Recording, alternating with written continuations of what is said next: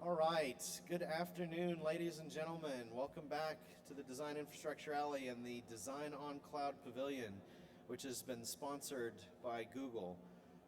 We've got another great presentation coming up for you. We're going to hear a real life story of a startup who is born in the cloud, so to speak. So our next speaker is Jitendra Mohan, and he is the CEO of Astera Labs. Let's go ahead and welcome him to the stage, please. Thanks, Derek. All right. Thanks, Derek. Welcome, everybody. I understand some of you probably had to eat quickly or skip lunch altogether to be here, so I appreciate that. My name is Jitendra Mohan. I am the CEO of Astera Labs. We'll talk a little bit about what the company does and then get into really what our experience was. Before I start, a little bit of a disclaimer, if you will. Let me see. So the topic of the talk is revolutionizing semiconductor design workflows with EDA on AWS. That's a pretty heavyweight topic, and I'll tell you this up front. It was not our intention to revolutionize anything in EDA or IT. As a matter of fact, my background is analog design. I've done that for many, many years, and a little bit of digital and running some businesses and so on. IT and EDA has always been somebody else's problem. So really what the talk is about is what our experience was building a chip. Because we really set out to revolutionize something in the connectivity space. That was really our goal. Along the way, we had to solve a few problems, innovate around a few things. And here is a journey of being born in the cloud, as Derek mentioned, and the problems that we faced and how we solved them. Okay. So with that, just a little bit of an introduction about Astera Labs. We are in the connectivity space. We are a fabless semiconductor company. Was started about a little over a year ago. It was actually back in April that we moved into our offices. We have a front-end and a back-end engineering team in our office. We do not have any IT that's on site. We partnered with 6nines and AWS and Synopsys, really. So we try to solve some of these problems on site as much as we can, and then we go to our partners to address any difficult problems that come up. What we do. So really what we're trying to do is revolutionize server connectivity for next generation of servers. And as some of you might know, PCI Express is a common interface that's used to connect CPUs with NIC cards, storage, and other peripherals. It's been at PCI Express Gen 3, 8 gigabits per second. It's now transitioning to 16 and 32 gigabits per second with PCI Express Gen 4 and Gen 5. So we really wanted to build some products in this space. We started with a smart retimer device as a chip. We also have solutions that are boards that our customers can use right away. And we help them do the whole system design as well as part of our services offering. So that's kind of in a nutshell what we do, what our background is. Let's get started with what our journey was. So one of the advantages that we had starting out was we were really starting with a clean slate. We didn't really have any data center to deal with. We had no servers other than our own laptops. And we really had a decision to make whether we go on the cloud, whether we go with a hybrid solution. That was the most popular one, I would say. Or we build a on-prem database. So I'll walk you through sort of what our decision criteria was and what actually turned out. So our decision criteria was really simple. As a startup, we have to focus on building value. And our strength is in chip design. Our strength is not in managing IT, is not in EDA. These are tools that we want to use to really accelerate our design process. So that was one. The second one was we fully expected to grow very, very rapidly. And we wanted a system that would evolve with us.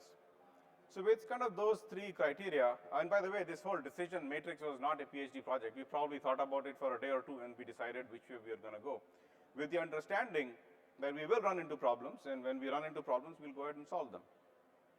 So right off the bat, we ruled out hybrid. The simple reason was you would be managing two things. We're trying to reduce our headache, and it will be twice the headache. So that was an easy out for us. On-prem was also an easy out because that would require us to have our own in-house IT to manage all of the infrastructure. We could increase the number of compute, but we could almost never go down. So the scaling would not be as easy, would be impossible really. The other option that was actually quite interesting was to go with the EDA vendor-hosted solution. So either Synopsys or Cadence. At that time, we had not really decided on who our EDA partner was going to be. Eventually, it was Synopsys, and we are very thankful for that. But at the time, we were not sure. So we said, hey, look, rather than get locked into one type of tool, let's have a system where we can install whichever tool we want to install. And last, and as you can imagine, the option of choice was public cloud, which is extremely scalable, elastic, so we can go up and down very quickly. And we can outsource the support. And this is where 6nines came in. We certainly did not know how to get started on AWS, but we were lucky to partner with 6nines, and they were able to set this up for us. So our plan was we're going to host everything on AWS, right? We're going to outsource our infrastructure, and we'll have no headaches. So 2 out of 3 is the conclusion. This is the diagram that we put together on what we wanted to build in AWS. And this is a non-IT person's view of what we wanted to do. And I will also admit right up front is we were not in this business to set up the most efficient file storage server or to have the most efficient anything. We really wanted to get to a point where we could run our simulations like we were used to, use the tools that we were used to, and get going. So with that background, we put this. Actually, I took this directly from a presentation that we had made for 6nines on how to set up our infrastructure. So the idea was we would log in from home or office, wherever, go over VPN to the cloud, have a VPC in there, have some machines where we can log in, have some machines which run our infrastructure, which I'll walk you through what it is, license servers and such, and then have a flexible compute that we can scale up and down, all connected to a NFS backbone, if you will, and S3 for backup. So that was the plan. This was quite literally the system or the document that we shared with the 6nines. Few things did change. I mentioned here Z1D in green. That turned out to be a good advantage because when we put this together, Z1Ds were not even released. So the CPU type was not available. Once it became available, we actually used it pretty heavily for our simulations and backend as well. Similarly, some of the assumptions that we made for NFS didn't work out exactly right, so we made some changes there. So we started with, here we go, 6nines. 6nines recommended that we use a product from AWS, and we partnered with their ProServe solutions team to really translate this simple diagram into what was actually implemented. And then, of course, we partnered with Synopsys, and they are our real partners in crime here, to enable this model. So this diagram eventually translated to this.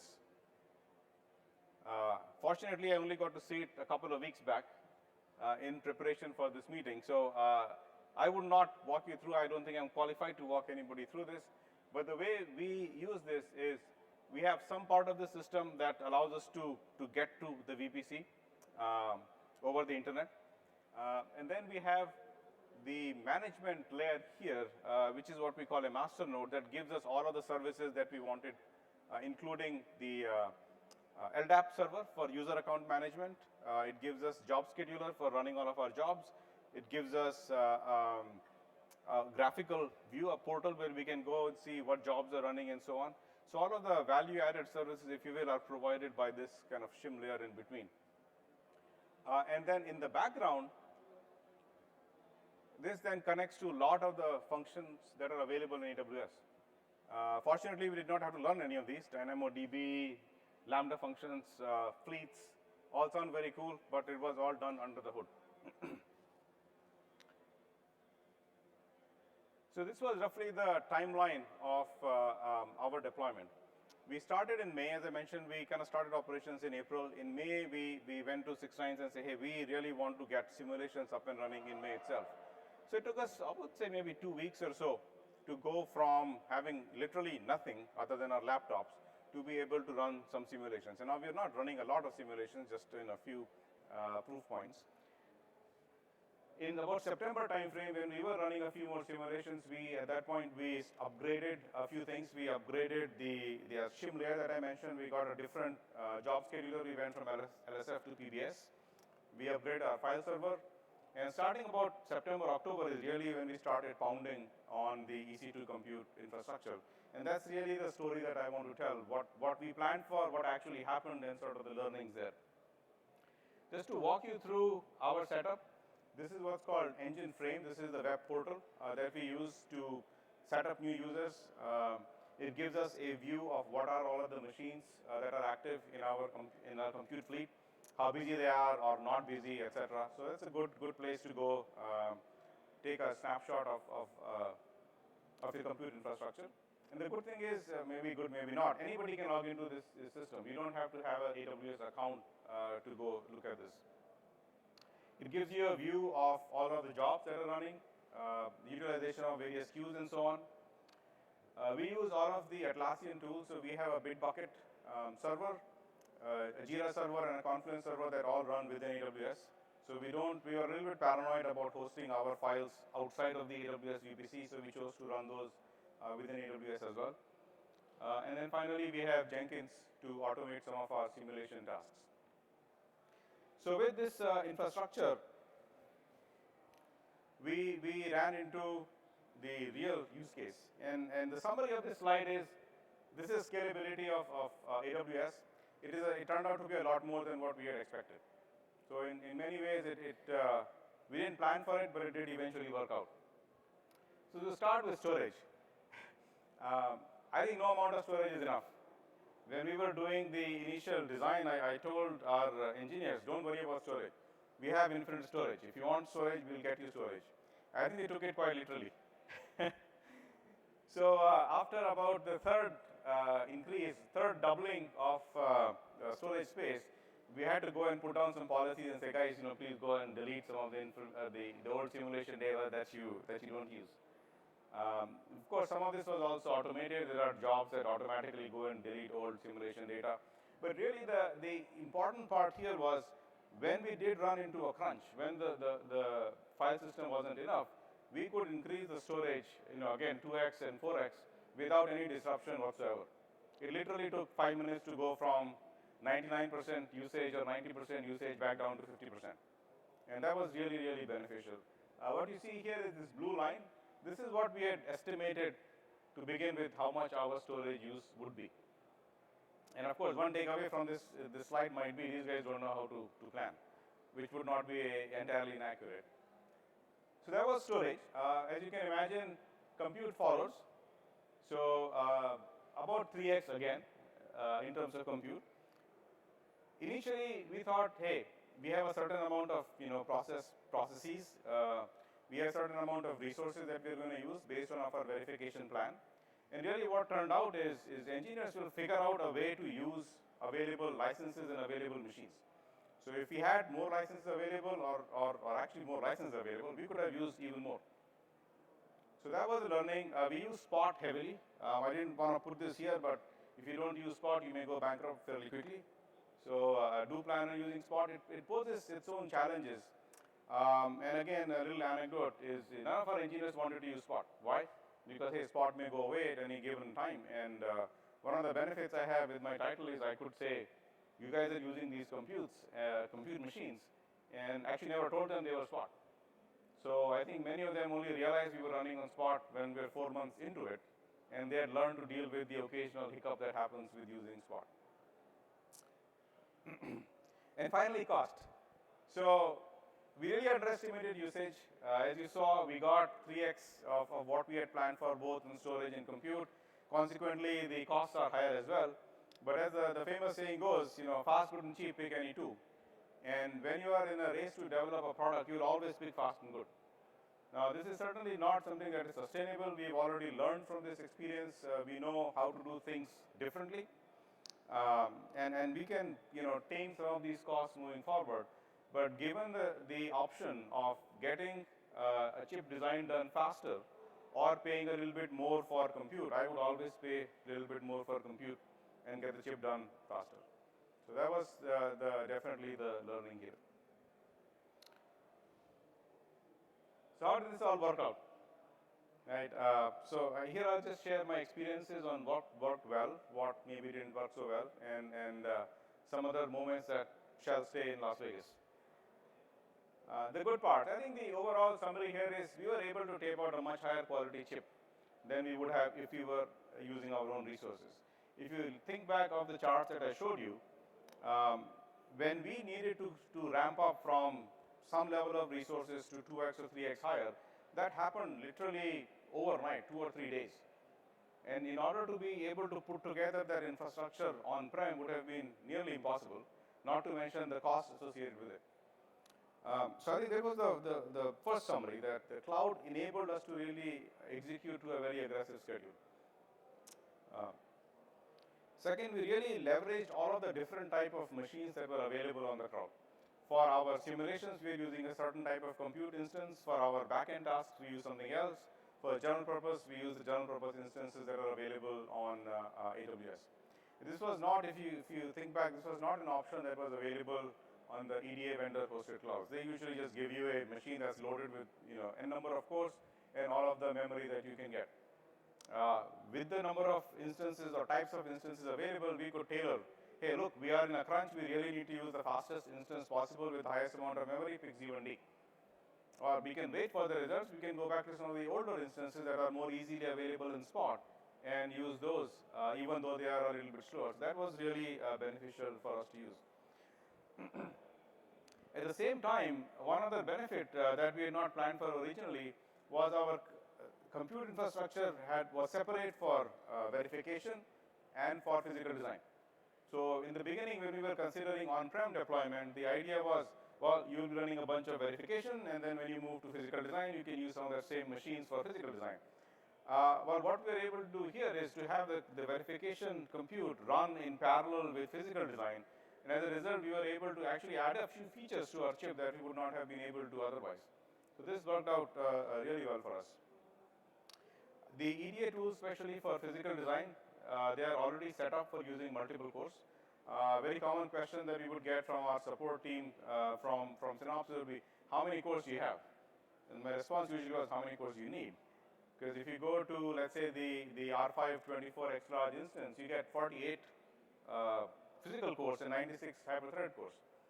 At some point, you get the law of diminishing returns sets in, but usually you are not limited by the cores, but just limited by what the tool could use.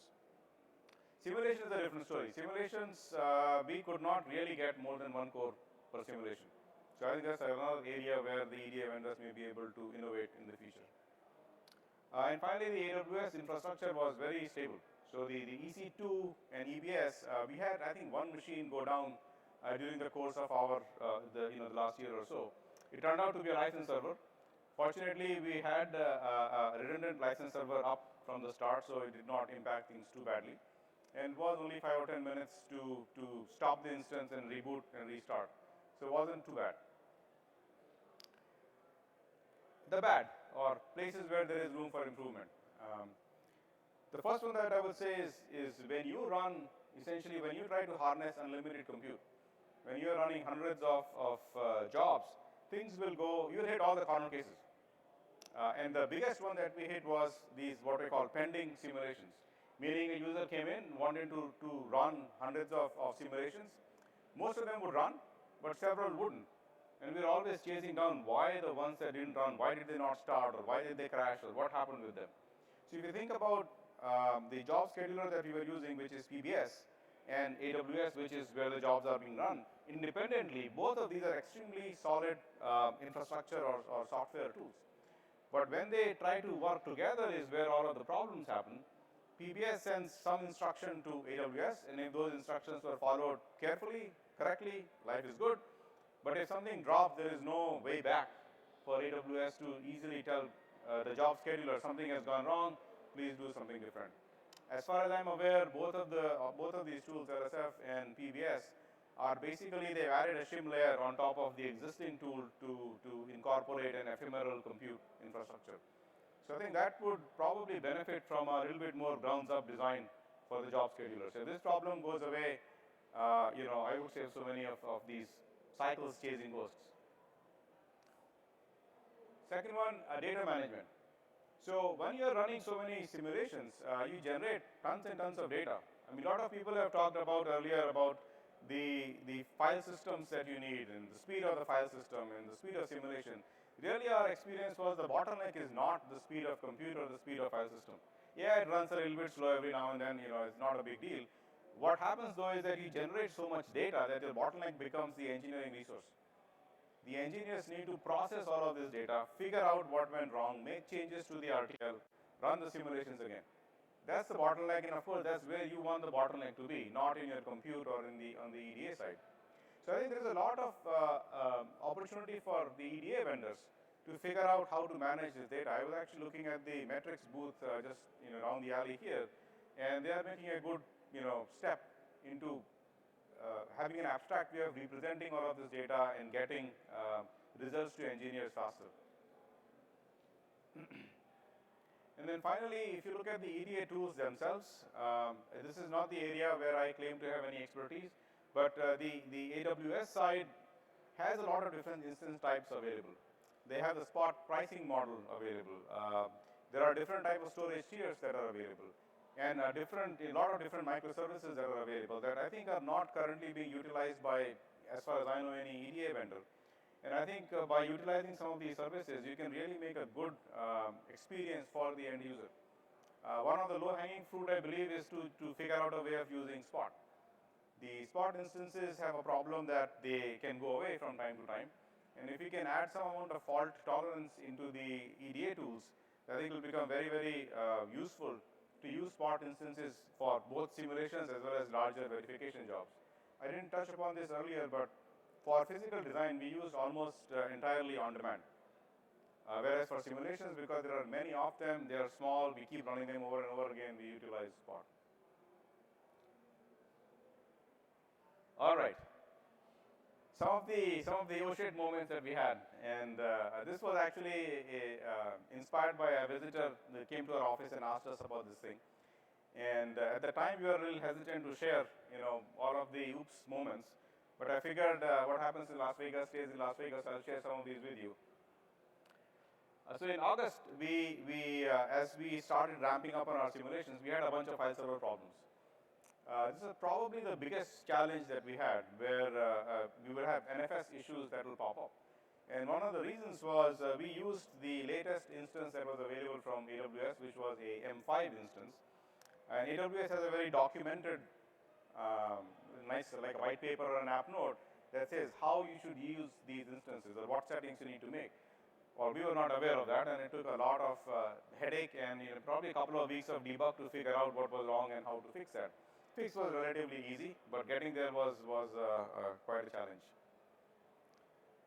In September, we did an upgrade, as I mentioned, of our the AWS shim layer, if you will, the master node.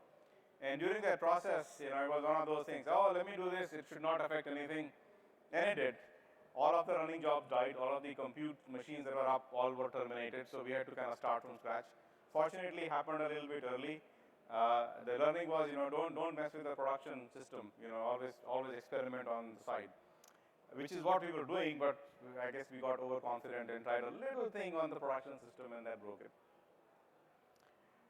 In November, our file system problems came back. So if you recall from the previous charts, this is when our simulations were really kicking into high gear. And at this point, we essentially went back to NFS3. And I think NFS3 is what solved all of our problems. Even the first time around when we had these file system problems, they were probably not related to what was the fix at the time. In January, we ran out of instances, which was relatively easy to debug. There is a max limit that AWS imposes. But then we ran out of these cloud formation stacks. Again, stuff that, as end users, we don't really care about. And this took a while to debug. Why are the new instances not launching? So once we got that, then of course we could scale to hundreds of instances and so on. In March, we found out that some instances were automatically getting generated. So this time we were thankful to AWS for imposing the limits on number of instances. So this was again another corner case where the information from the AWS side going back to the scheduler was getting dropped somewhere, and we just kept getting more and more instances to come up. In summary, by being on EDA, we really were able to reduce our development time. And for a company such as ours, it's a huge competitive advantage to be able to get your product out in a fraction of the time that others might take. That was really what we were after. This is what we wanted to achieve, and EDA on the cloud with the help from 6nines, AWS, and Synopsys allowed us to achieve that. So that decision worked out very well. Now, the other thing I think I may have mentioned briefly is we did go into this with the expectation that not everything will work. That's a very engineering background. I would be the first one to admit that our compute is not optimized. If any of the experts here, either from the storage side or even compute side, were to look at our systems, I'm sure we can find a lot of ways to improve it. But nonetheless, it was good enough for us to get started and be able to deliver results much faster than we would have otherwise. So as I mentioned earlier, our compute requirements really exceeded what we had expected, and we are thankful that we were on the cloud. We were able to scale very quickly and really turn that into a benefit where we ran multiple iterations of RTL changes and back-end ECOs in parallel. And we were able to include a few more features in the design that we would have been able to otherwise. So there's a clear competitive advantage for us. And then finally, just a note of thanks to 6nines, AWS, and Synopsys, without whose help and support we would not have been able to do this. Thank you all. Yes?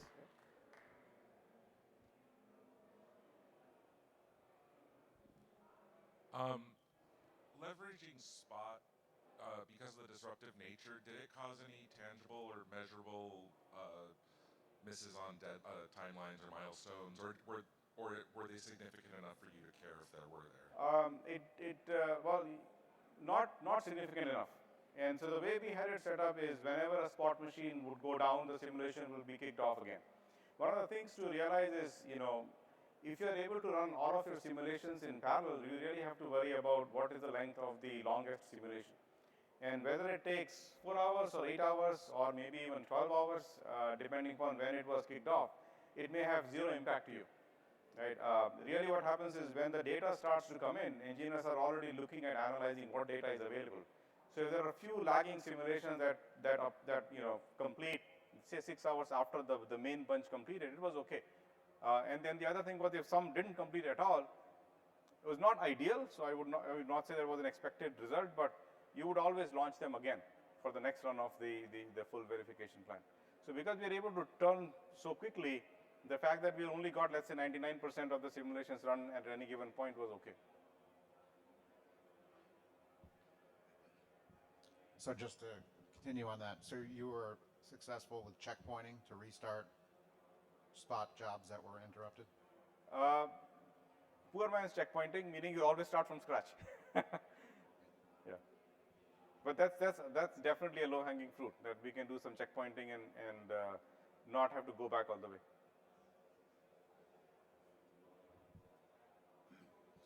Question. What was your experience with the interactive latency on doing graphical interaction with layout or whatever? It was not bad. On most days, I think we actually use, I think we have both Comcast and AT&T that come to our office. And the latency, I would say, is not the same as having the desktop right there. But they're definitely extremely usable. I have not heard any complaints really about the latency. Some of the things that we did is one of our engineers, he uses a desktop that basically is a 4K desktop, even though it doesn't have a 4K monitor, spans 2 vertical monitors and goes down by another monitor height. And even there, if you just maximize the waveform viewer and minimize it back again and just kind of pan and whatnot, it works out quite okay. I mean, also I would say we are based on the Oregon region for AWS. If you were to pick, let's say, California, you would be faster, but I think it's about 10% more expensive. How did Jenkins work for you as a regression system? Did you have to make modifications and all that, or? It was a learning experience. Again, as I mentioned, my background is analog design, a little bit of digital design, zero in Jenkins. But we were able to get it to work. So now a lot of actually all of our regressions, even some of the physical design jobs are all kicked off using Jenkins. So Jenkins has the old style of scripting, And then they have the new pipeline. We, to be honest with you, never actually got to using the pipelines. We just stuck with the older system. And it works well enough.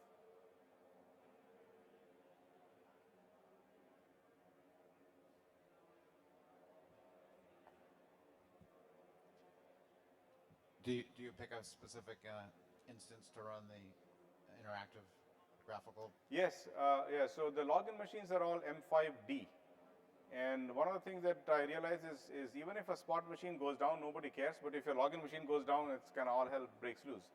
And the one reason where login machines would go down is somebody would forget to launch the job on a compute host, and they would just run it locally. And if you have few people running the jobs locally, it runs out of memory, and then all chaos happens. It shouldn't, but it does. So what we did is we went with M5D, and it comes with 2 NVMe drives. We used one of them as swap.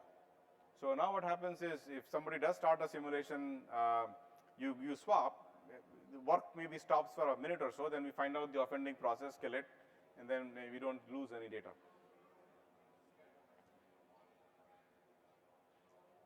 Oh, sorry, I misunderstood your question. What I was talking about is the login machine. I think your question was, do you use a scheduler to launch an interactive job? Yes. That was kind of a second part of the question. Okay, so yes, the answer is yes, we use a scheduler to launch even the interactive jobs. In fact, we got to a point where loading some of the waveforms in DVE would create too much memory usage on the login host. So for DVE, we would run it on a bigger memory machine through the scheduler.